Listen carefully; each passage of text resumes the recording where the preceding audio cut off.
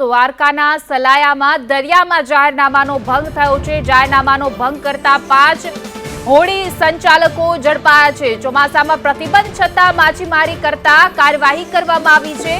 5 હોડી સંચાલકોને એસઓજી પોલીસે ઝડપી પાડ્યા છે।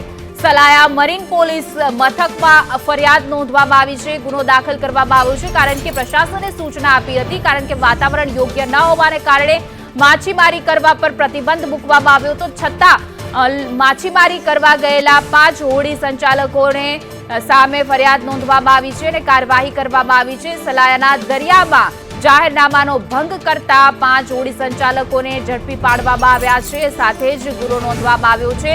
તો હાલ ચોમાસાની સિસ્ટમ સક્રિય હોવાને કારણે વાતાવરણ અનુકૂળ ન હોવાને કારણે પ્રશાસને જાહેરનામા જાહેર કર્યું હતું। દરિયાઈ વિસ્તારમાં માછીમારી ન કરવા માટે પ્રતિબંધ લગાવવામાં આવ્યો હતો, છતાં પણ 5 હોડી સંચાલકો માછીમારી કરતા ઝડપાયા છે।